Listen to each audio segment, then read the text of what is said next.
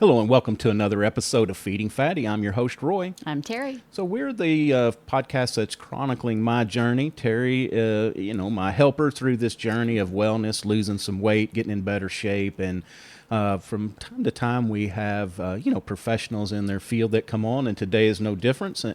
Terry, I'll let you make our introduction of Jeremy and Zach. All right. Zach Tucker and Jeremy Grater are the founders and hosts of The Fit Mess.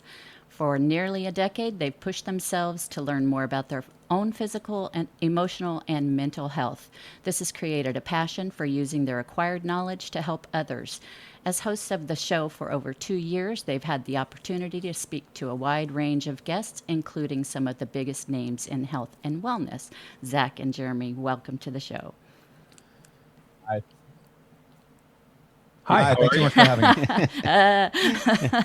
Yeah, thanks, guys. Thanks for taking time out of y'all's day to be with us. I guess we'll throw it out there and see kind of what's new, as we were talking in pre-show, some different new weight equipment, some things out there. Jeremy said he has started running. So we'll just kind of, first off, it'd be nice just to find out, kind of how you guys found yourself here. Yeah, I'll start off because I think my story goes all the way back to being a baby, of just being set up on a poor starting line in life. I had some heart defects. I had an absent mother. Lots of issues, lots of trauma as a child, which led to tons and tons of overeating. And at one point in my life, I was close to 300 pounds and eating terrible, not exercising. So I was, not in great shape. And over, the last 20 years, I've made small little changes to turn the health around, to make myself, look better, feel better. And then I had to focus on the mental health. And it was a long, long journey. And Jeremy was also following behind on that as well. At some point, I was giving him some advice. And we sat down one day and we're like, talking about being vulnerable about the journey that we're on and talking about the struggle and how hard it is.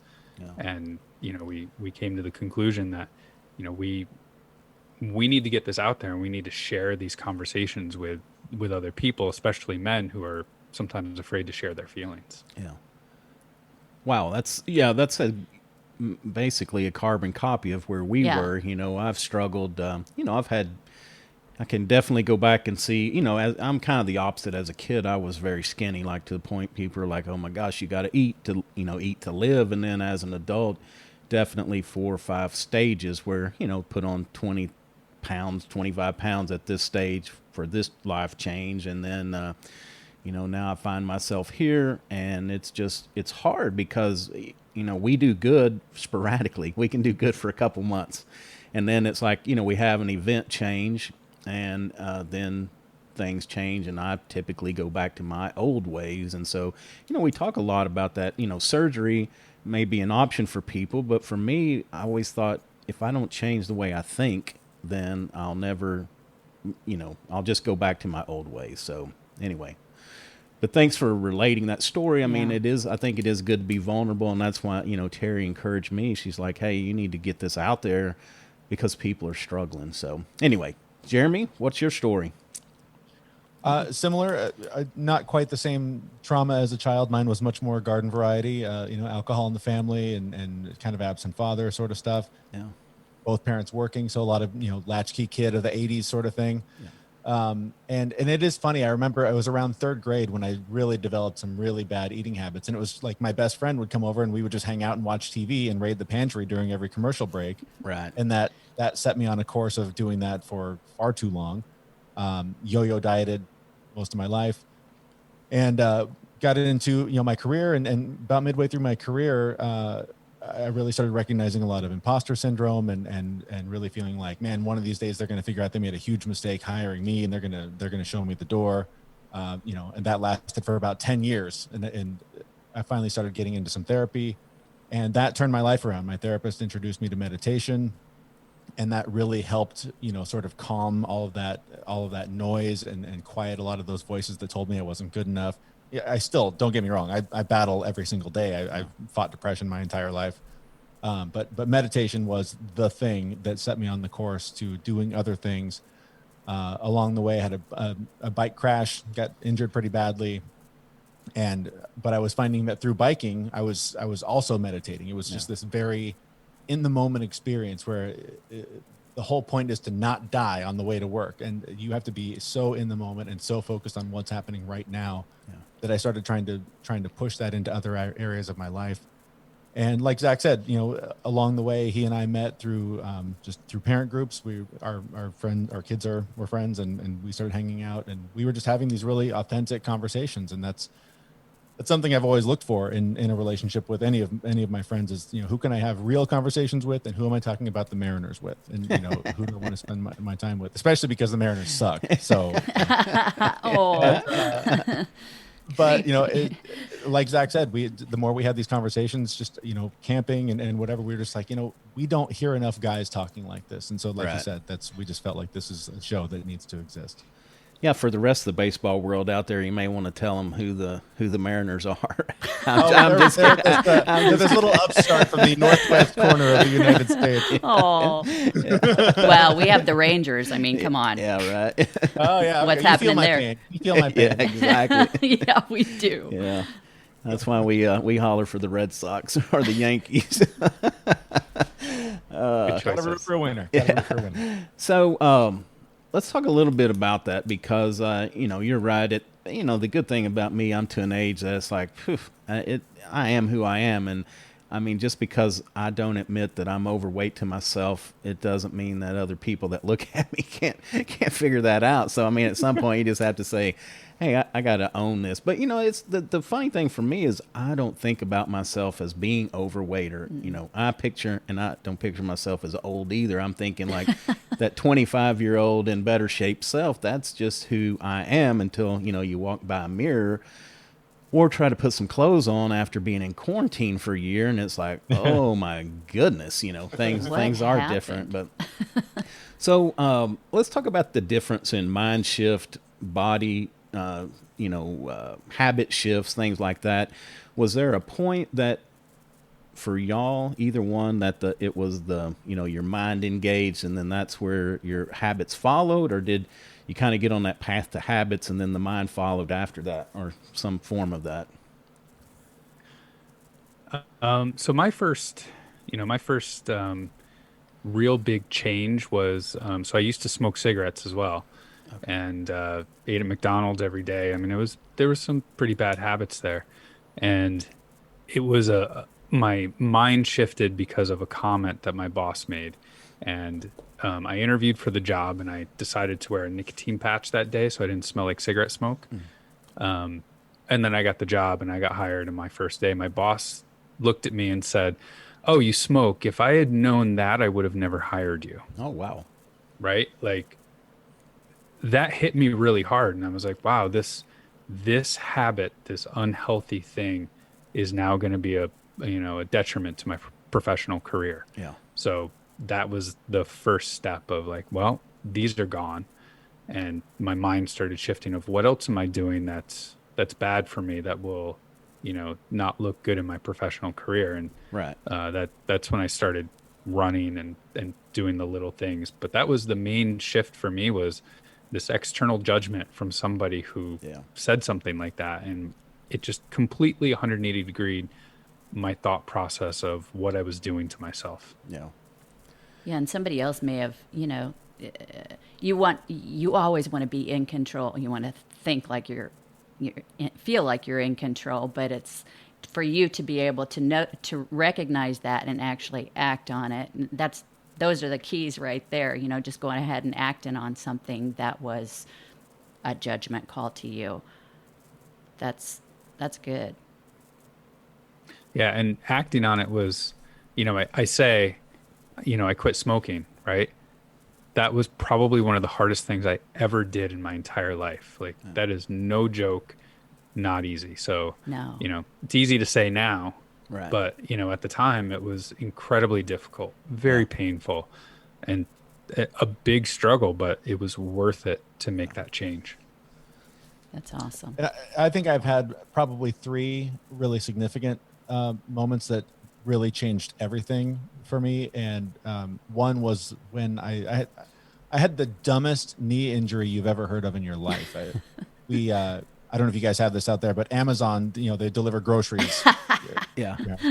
And our daughter was very young. She's like still in the crib. And one morning, the Amazon guy shows up at like 6 a.m. and he's dropping the groceries off. And the dog loses his mind, starts barking. And if you've ever had kids, you know that anyone who wakes up your kid deserves to be punished. Yes. So I rolled out of bed to like quickly try and quiet my dog, and somehow like rolled my knee and just collapsed on the ground. Couldn't walk. Totally hurt my knee, literally getting out of bed. Yeah. And it was the stupidest injury. And so I started going to physical therapy for it. And the physical therapist sort of learned about my background and all that. And she said, if you don't get on a bike, you're going to end up replacing both of your knees. Oh, wow. And I was like, wow, okay, I can do that. So I bought a bike on Craigslist and started biking to work. And it was funny. I was having a conversation with my brother about it. And I was like, yeah, I don't know if I'm going to be able to. It's a 10-mile ride. I don't know if I'm going to be able to do this every day. And he's like, dude, you just need to decide you're that weird guy that bikes to work every day. Just make that mental shift and you'll do it. And he was absolutely right. Literally the next day, I started biking to and from work every day. So that was the first one. Wow. Another one was, like I mentioned, I yo-yo dieted my entire life. And, the conversations that I was having with Zach, we were camping one weekend, sitting around the campfire, and he was talking about how he had just lost 40 pounds or something in a few months doing the keto diet. And like most conversations I often have with Zach, I started with, you're crazy. How do you do that? That's insane. Okay, I got to try it. And so I tried it, and I lost 70 pounds using just the keto diet and just like some light exercise and a little bit of fasting, and came off in a few months. So that was the other one. And the other was, I've battled depression my entire life, on and off of various meds to try and curb it, and none of them really worked for me.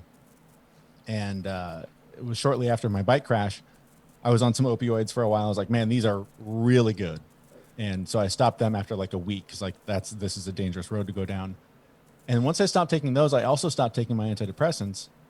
And then it was New Year's, and I had just a few beers, like nothing crazy. Woke up the next day with a hangover and just was like, I am just done. Like those few beers were not worth feeling like this. Yeah.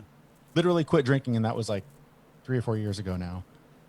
And those three things have been, there just is this really locked in mental shift where I just went, I'm done living that way. Yeah. I'm going to live this way now. And those three things I've never really looked back on.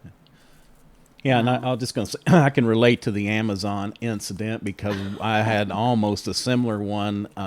Usually they come in the afternoon or whatever, and so we live out in kind of in the wilderness, and so the front camera went off, and usually it's like a varmint, armadillo, or a raccoon or something walking across. So I just rolled over, pulled up my phone, and looked at it, and there's this car sitting up on the road that just won't leave. And so, I did the same thing. I catapulted out of bed over both dogs and, threw the shoes and, slipped on the floor getting out there, and it's just the Amazon grocery. I'm like, who delivers groceries? There's a car in our space. Yeah, who delivers groceries at 6:15 in the morning? Right. Good night. I forgot to tell him. 6 and 8.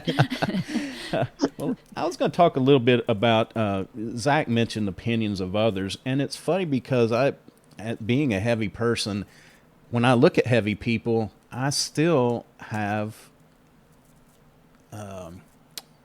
negative thoughts. Let me just put it that way. And I think, and then, but I don't ever think about people thinking that of me. And so when you really stop and think about, oh my gosh, all these, negative opinions that people form of me just because they see me without even meeting me or knowing anything. Now, I try not to make the cover of the, the Walmart people page on Facebook with my, my pants riding down and my shirt riding up. I do try to stay, totally covered up, but still, I mean, it's just like people view you as inferior or damaged or something, but I don't know. And then I think about that hasn't been enough to change me. I mean, it's like I still continue on doing these things. So I don't know. It's, I got to give you credit for being able to, make that change based on that, because I wished I could. It's just been a struggle, finding that thing that works, that continues. And we talked a little pre-show about, I'm good for about 2-3 months of something. then if we have a little change in the way life goes, that, we were doing good back in the fall, and then Terry was gone for about 3 weeks. And, then McDonald's and Taco Bell became my best friend again, driving up there to try to get something to eat. So instead of cooking, and anyway, that's just kind of my downfall. It'd just be nice to be able to string together 6 months or a year, and stay on that path. So any advice either one of y'all want to throw out about that would be very helpful. Yeah, a couple things. So the the mindset of like what you look like, I do have like a quick, I've being 300 pounds, I have always felt as though I was a big guy. Yeah. And internally it was never quite enough. Like I would push myself so hard to like work out, to eat right, to the point where I made a comment to my wife one day that, man, I'm still, really fat. And she was like, dude, you realize that I can see your abs, right? And she made me take a picture, and like they weren't showing much, but you could see a couple of ab muscles. And that was a moment where like, like in our heads, we, for me anyway, even though I wasn't really that big anymore, I still felt really big. Yeah. And I was working really, really hard on it. So like that internal mindset of like what you think of yourself is really important to make sure that you're telling yourself the truth there. Yeah. But, to the other question of like, how do you stick to it? You can't. Like, that's what I had to accept. I would go really hard for 3 months, and then I would cave. Yeah. And then I would beat myself up because I caved, and cave more because I beat myself up. And It would be this never-ending spiral. Yeah. And 3 months later, 2 months of those gains were gone. Yeah. So I've really just come back to like the 80-20 principle, right? If you're doing the right thing 80% of the time, it's okay to go wild 20% of the time. Yeah. Right. And be okay with that and be forgiving of yourself for it. That's the thing, is that forgiveness, because you're exactly right. When you fall off the whatever you're doing, the eating, exercise, and I realize to lose weight, exercise doesn't need to be, we can lose weight with our diet 70-80% or whatever, but I just feel like I've got to have that exercise. It makes me feel so much better. But anyway, it doesn't matter if we're talking about diet, exercise, or whatever. It's like once you fall off, then it's like, ugh, so hard on ourselves. And then that non-forgiveness, and it's like, well, I've already, had 3 tacos that, what's it going to hurt? I'll have another, I'm going to go ahead and eat bad today, and then tomorrow I'm going to change. And then tomorrow, goodness knows, something else pops up to where, it just kick that can down the road further and further. Yeah. I also try and schedule things too. So, knowing that I'm going to be 80-20. So Saturday is kind of and I know some people don't like cheat days, but this is, for me, works well. Yeah. On Saturdays, I do whatever I want. If I don't want to work out, I don't work out. If I want to eat pizza and ice cream, I do that. And having that schedule for me is actually really helpful, knowing that I'm going to have a 20% of going crazy. Yeah. On Wednesday when I have that craving, I just go, okay, let's write that down. You're going to have that on Saturday. That's a good tip. I like that. Yeah, just having something to look forward to, that helps. The problem with that is once you do have the cheat day though, so for me on Saturday, I eat all, I have sugar and junk food in your body.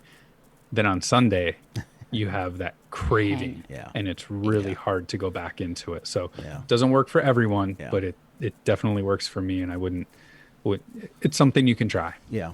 Yeah. And I'm that way about, I guess I feel sometimes like I have to be totally strict and can't let anything creep back in, because just that one, that little door opening for me, it's like back in the day when they came out with the little skinny Bell ice cream sandwiches.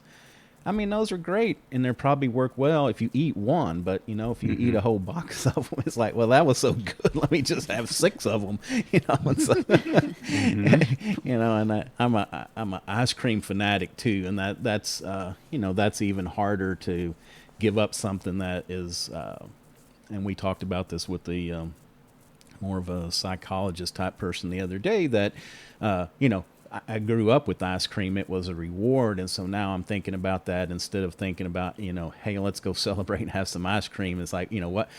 Get on my TX band and do, 25 pull-ups or something, trying to shift that mindset from it's a reward, because I think it goes back to the validation of us, is that's what, growing up, that was always the reward or the treat, is like, hey, let's stop by Dairy Queen, or let's go up to the soda fountain and, get a banana split. So trying to change that from, we can still celebrate, but now, it needs to be a physical activity, either walking or pulling up, doing something to better myself. And Jeremy, you were talking about, I think it was you, did you say something about meditating? Yeah, I was just going to say kind of two things on what you're talking about there.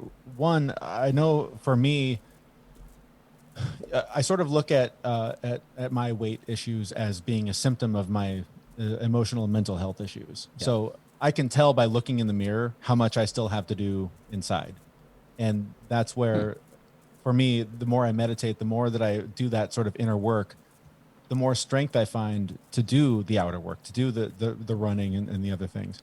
So that's something to consider. But also, I just want to commend you on the fact that you're on this journey. This is an incredibly difficult journey at any stage of your life. Well, thanks. But especially in a system where the food that is affordable and accessible is garbage. Right. Mm-hmm. Right. So much of what you have available to eat goes against your body's biology and the way that it wants to live. So you're fighting a losing game almost every biteful. Yeah. And the amount of knowledge that I think you need from a nutrition standpoint is almost impossible, I think, for most people who have busy lives and things to do. Yeah. Because it's just not something that we're taught in a way that makes sense as we're growing up. Yeah. And every ad is, oh, you deserve a treat today. Well, yeah, maybe, but maybe I don't. Maybe I'm just lazy. Maybe I just want to eat garbage because it tastes good, and then that makes me want to eat more garbage. Yeah. So two things there, but one I think that is really important is I do think that for a lot of people, food is an escape from whatever the issue is that we're struggling with, whatever trauma we haven't dealt with from our childhood, whatever. So I do think that at least in my experience, and I'm no doctor here, the more work you can do sort of dealing with what's going on inside will allow you the freedom and the desire to do the work on the outside. And for me, exercise is almost never about building muscle or getting stronger, or it's all in my head. Yeah. The more I run, the more I bike, the harder the yoga, whatever I'm doing to push my body is all about releasing those demons. I like the phrase I like to say is tired muscles quiet dark voices, because the more you quiet those dark voices, the more you're going to be able to live a healthier life and make better choices. Yeah. No, and I think you're right. And that's something, I don't think we haven't really put this out there, but, because I think back about that, what am I not dealing with? Because it's just been so difficult. And I've become to feel that if I wasn't dealing with not dealing with something, if there was an unresolved issue, it would be a lot easier. And so I'm actually going to do, I'll let Terry say the name of it. Reiki. Well, I did my first Reiki session yesterday. I'm actually going to go try that and see, supposedly it's supposed to be a big release with some things like that. So, I'm open to trying. I'm to the point in life that I want to make changes, and it's, things that I've done in the past just haven't really worked, or they've worked. And then, like Zach said, you put it all back on eventually. And I'm just ready to make a change, for a lot of reasons, but just to, get all this behind me. So something to consider too, like you seem to be aware of the pattern, right? Like 2 or 3 months of this is gonna fail me. Yeah. So just when you go into whatever you're going into, I'm gonna do this for 30. I'm gonna do this for a week. Next week I'm gonna do that. Just give yourself smaller goals, because none of us is gonna stick to anything for a year, for 10 years. It's never going to happen. Too much is going to get in the way. Right. But today, I'm going to decide every day this week, I'm going to go walk for 20 minutes. Yeah. Next week, it'll be 30 minutes, whatever it is. But just give yourself those smaller goals and the more you pick up those little wins, the confidence grows, and you'll be able to score those bigger wins. That's great Yeah, advice. that's a good point, because I am too much in that, looking at a year, lifetime, or whatever it is, instead of just, and I guess this gets back to the meditation and being in the moment, is just take it one meal at a time, one day at a time, one step at a time. And it's, I guess it's the other part, I have to say is it's daunting, because it's like, the impatience is all I can say, is like, and I think, why haven't I been impatient, putting on all this weight? Now all of a sudden I'm here, and now all of a sudden I'm impatient and I want it all gone. It took years to get here. It may take years to get away from here, but it's like, no, if I do something, if I go out and walk around the block, I expect to come home and have lost 15 pounds or something, something ridiculous like that. And it's like, it's just take it that whatever I did today, exercise wise and eating wise, that's better than what I was yesterday. And I, Exactly. trying to break it down into those smaller wins is definitely something I can work on for sure. Yeah. And have you guys done a plant-based diet? We're delving into that now. Do you know much about the plant-based? I'll let Jeremy talk about that, because I am a carnivore, and I love hamburgers and steaks and chicken. Yeah. So I think I've tried it once or twice for maybe a couple of days, and while I'm sure there are some health benefits and I'm sure there's some good stuff about it, I just really enjoy hamburgers. So Jeremy's the vegetarian though, so he can talk about okay. I didn't realize that. Okay. Yeah, I've been a vegetarian for probably 25 years. Oh, awesome. With occasional cheats here and there. Yeah. But I think, like any diet, if you don't do it right, it's just a mess. When I talked to a nutritionist at one point, and they said, I kind of told them what I ate, and they, oh, you're not a vegetarian, you're a cheese and breaditarian. And that's not good. You don't want to combine your fats and your carbs at every meal, because that's how you put on a bunch of weight. So definitely, I think any diet, if you do it well, is going to be beneficial. There are loads and loads of studies that will tell you a plant-based diet is ideal, is what you should be doing. But I read a book, I'm forgetting the author's name now, but he broke down diet in a really simple way. And it was just like, eat food, not too much. Oh, what's the third thing? Eat food, not too much. Oh, mostly plants. Yeah. And his whole point was like, so much of what we eat is not food. So much of what is in the store is not food. If it didn't grow out of the ground or doesn't walk on the ground, it's not food. Right. I eat Impossible burgers. I eat tons of like processed fake meats to get my protein, because I'm lazy and because I have childhood associations with, a meat and potatoes diet. So it's a lot of just conditioning that I need to break. Yeah. But if you can eat, the more locally sourced and plant-based and not too much is a pretty simple rule to live by. And I definitely think it's worth experimenting with if you haven't before. Yeah. Why not? Yeah, we haven't. And, we're into our second week, and I feel like we're doing good. And we're not the we'll never eat meat again. We were talking the other day that, if we get hungry for, Terry was craving a hamburger yesterday. I wanted In-N-Out so bad. And she had to go somewhere. And I said, well, just get it on, stop by and get one on your way. It's not a big deal. I think, because the other part of this is, I think the more you tell yourself, oh, you can't have that, the more, psychologically we want that. And so it's like, if we want to eat a piece of meat or a piece of fish, we can do it. But I just, I want to eliminate that, because I've gotten to feel how when I eat beef, especially, it seems to weigh me down and bother me the next day, like not being able to get up. And I'm telling you that, I've felt my inflammation go down the last couple weeks, and then also just being much easier flinging up out of bed with a lot of energy and feeling good. But it's have to be fair to say, that's not meat or beef or protein's fault.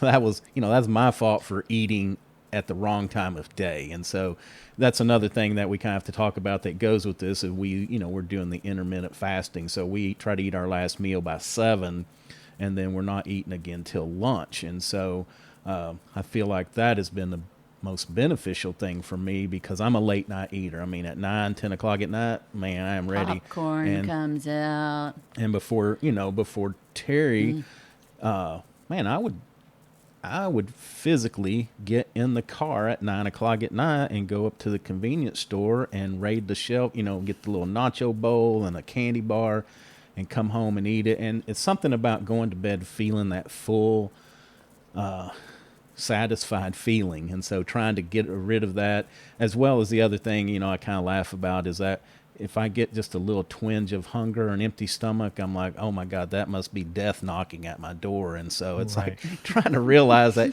that feeling can be there for a couple hours and I'm probably not going to pass out or have any negative reactions. So, because that's something that's like, oh my God, I felt my stomach. I need to run to the cabinet and load up on something, Yeah.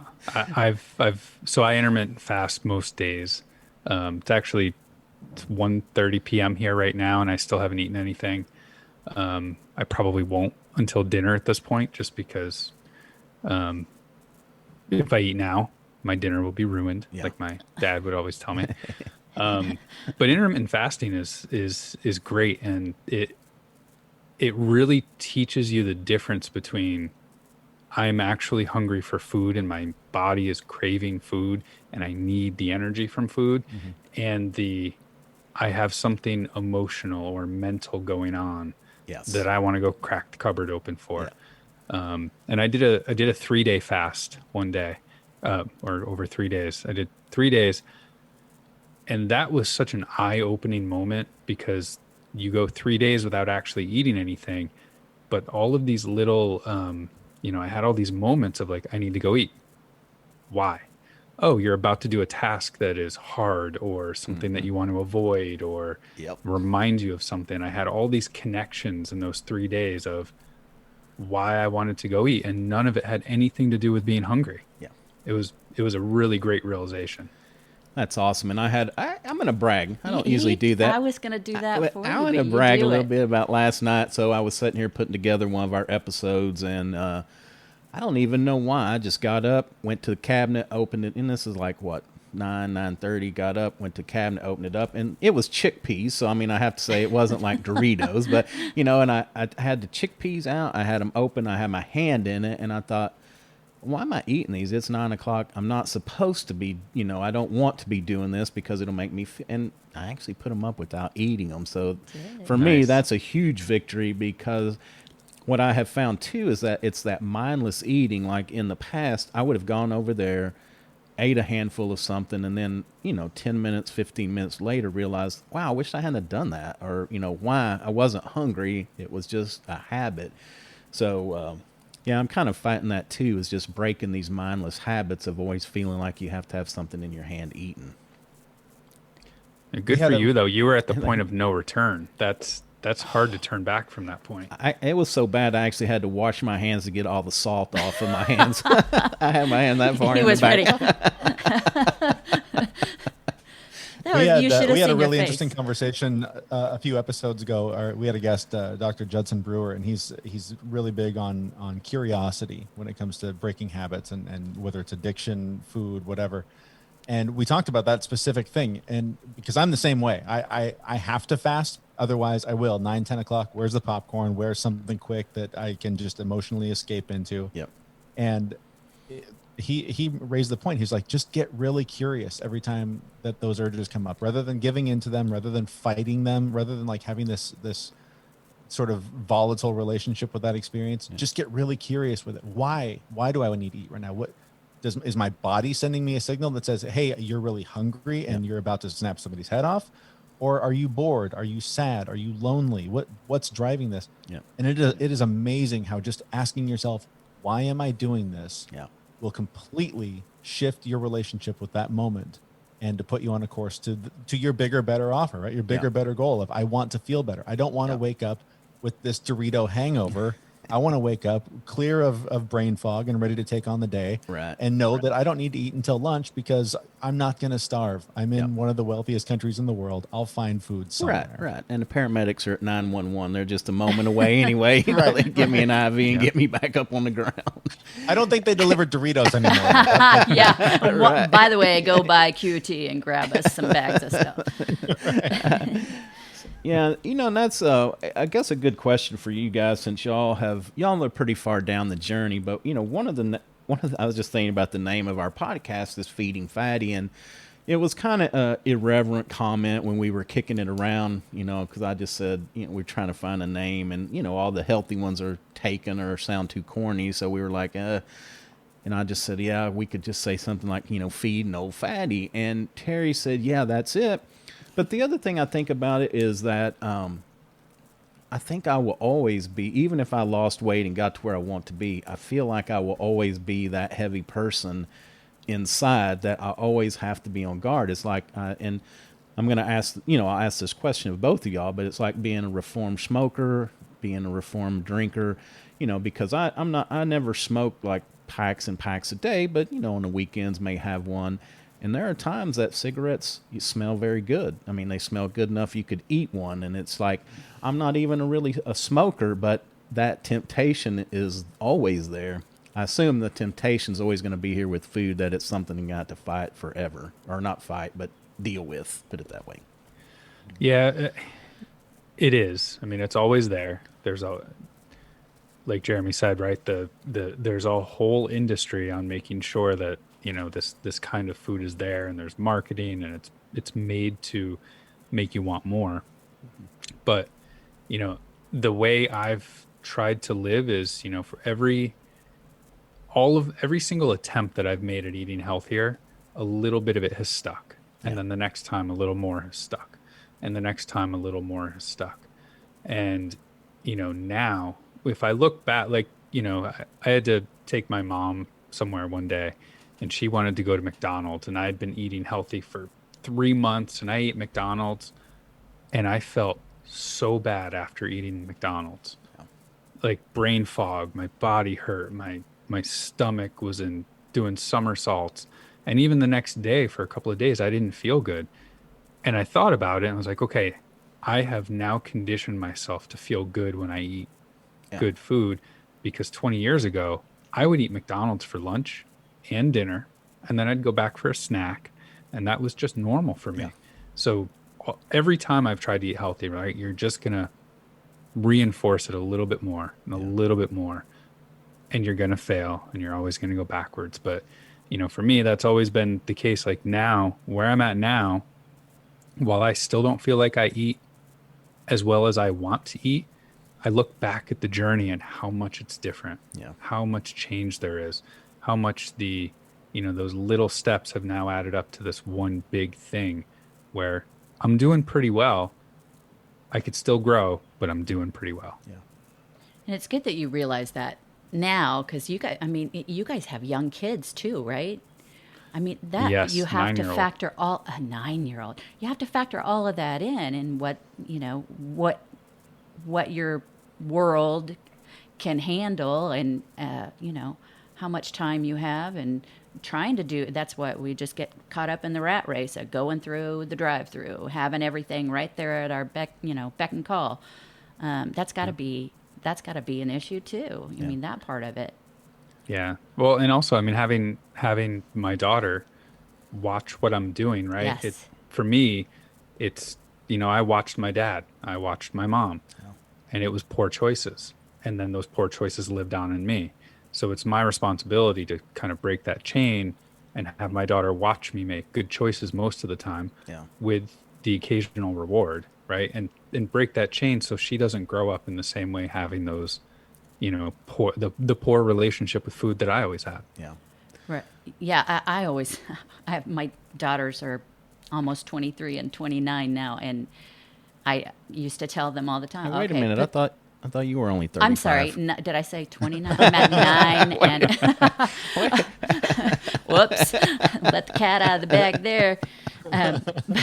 But I used to tell them all the time, and I still do, just joking with them, add that to your list for your future therapist, that's just something that you're going to have to. But the more that you, like you were saying, your daughter's 9 and she needs to sort of emulate you and your choices, so she doesn't have to deal with this later on in life. Yeah. Well, and we're trust me, there's plenty of other things that I'm doing that is going to need therapy later on in life. Yeah, So she'll have a running list. It'll go forever. Well, and the thing she has a little notebook that says notes to my future therapist. Do not get rid of that. I mean, gold frame it.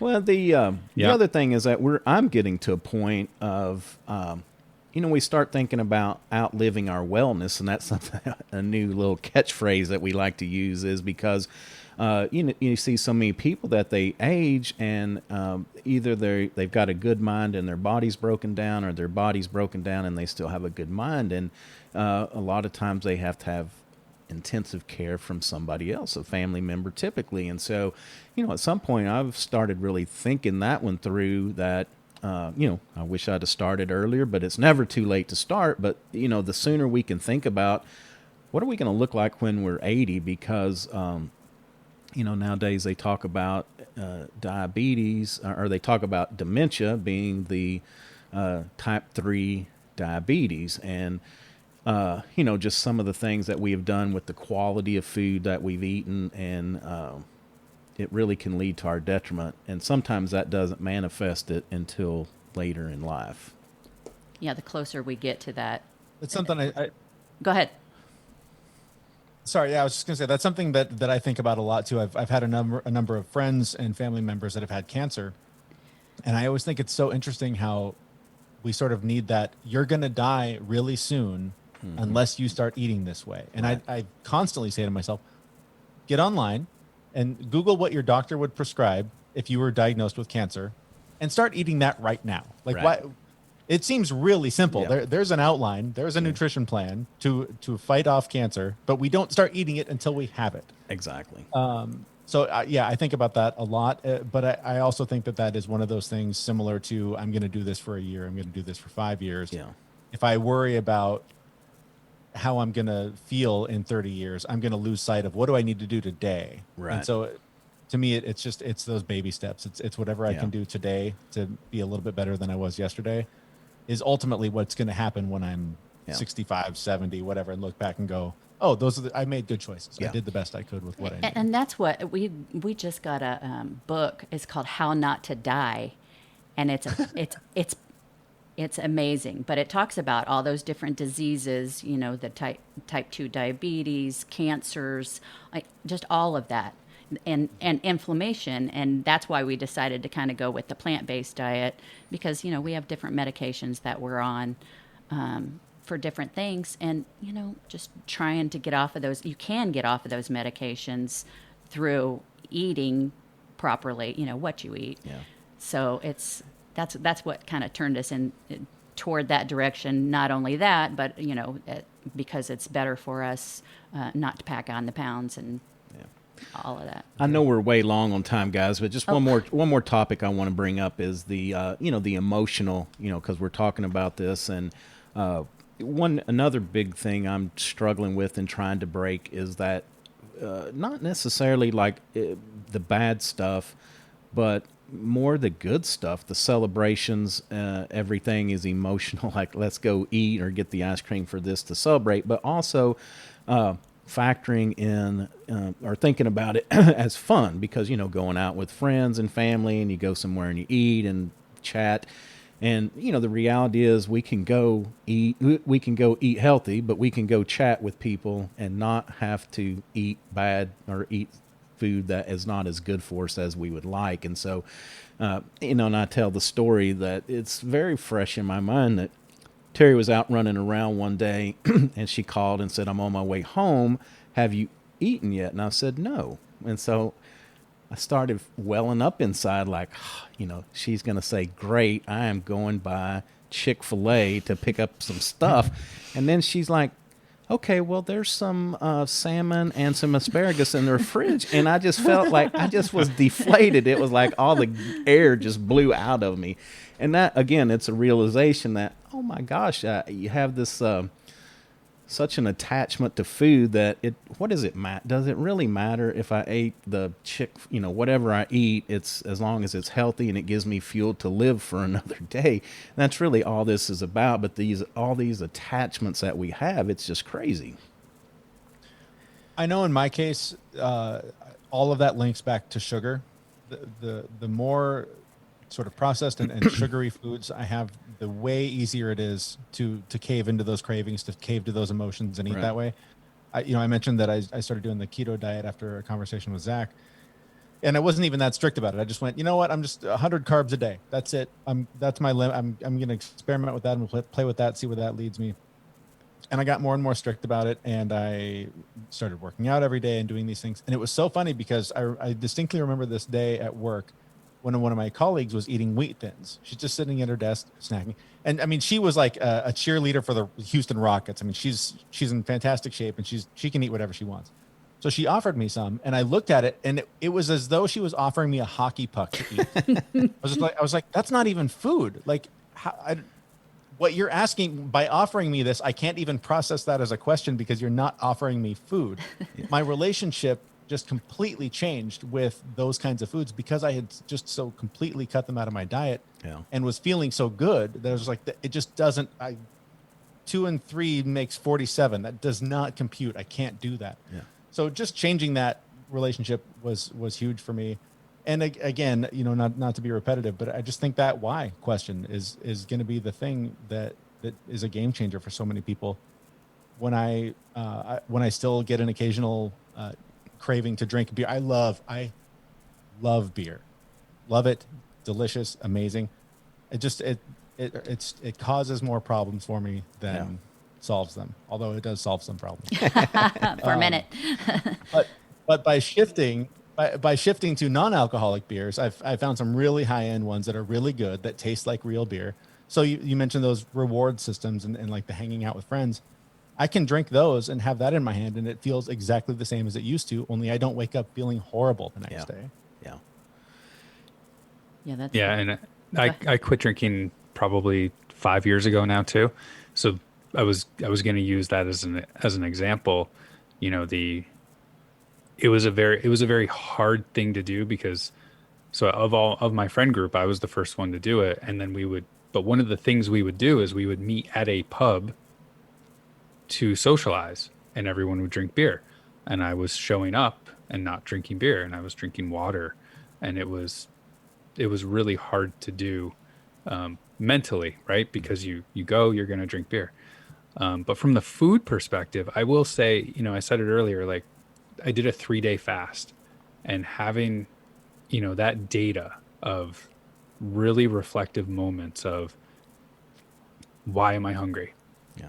Like, what is the real reason here? I know I'm not going to die. What's the real reason? And just exploring that and being curious about it. And I think that's one of the things that's really helped me is the curiosity, having the courage and to be brave enough to explore that stuff. Because if we're all being honest, right, you open some of those doors, you don't want to look inside. Right. You want to keep them closed. But if you can get to the underlying problem as to what's going on, right, it really does change your relationship now. So now my reward for, hey, I want to go eat something. My reward is I go do 10 push-ups. Yeah. I've switched it. If I can jump on something you said there too, even it doesn't always have to be the dark demon in the closet. Like I know for me, I have a habit of during my workday, I need a reason to get up and walk away from the desk. Right. And way too often it's go grab a snack from the kitchen. It used to be go across and get another cup of coffee and a snack from the kitchen or whatever. And when I get real honest with myself, the reason I'm doing it is I don't like my job. I don't want to be doing it. Yep. So I will come up with any distraction to go do something else, even if it's for 2 minutes, and even if it poisons my body. Yep. So that's not like, dad beat me up when I was 3. That's just, hey, I got to find another job. This isn't working out for me. So it doesn't always have to be facing your deepest, darkest fears. Sometimes it's just overcoming whatever the small hurdle is that's right in front of your face. Yeah. Yeah, or feeling like we need that reason, because I'm the same way. I mean, like, I love my job, thank goodness, but it's like, task within that, you bump up against something that's kind of hard. It makes you have to sit and think, and I'm the same. Then it's like, well, let me just get up and get something to eat while I think about this. So, and the other thing too is like, I feel so much better if I just go for a walk. If I take the same 5 minutes and go outside, fresh air, and clear my head, I would come back and even perform better. But not eating and then feeling bad, and talking about the beer and stuff, around here, going and having some Mexican food with margarita and some chips. But I'm telling you, I could, and it wasn't a hangover, but I could drink one margarita and the chips, and I could feel so bad the next morning till 10 or 11 o'clock. It just a cloud, and feel like from my eyes and above was just full of congestion. And so that's been a big reason for me to switch some things and not to go do that. Is because I just got where it makes me so feel so bad the next day. Trying to get out from under it got worse and worse. So your body is going to be the best teacher in all this. It's just pay attention to what happens after you eat or do whatever it is you're going to do, and you'll make the right choices. Guys, I know we're way late. Before we go, couple things. What is a tool, a habit? What is something that each of y'all do in your daily life that adds a lot of value? Professional, personal, whichever. Yeah. So I want to make sure I mention something that I haven't mentioned already. So, as weird as this sounds, journaling for me is a huge one.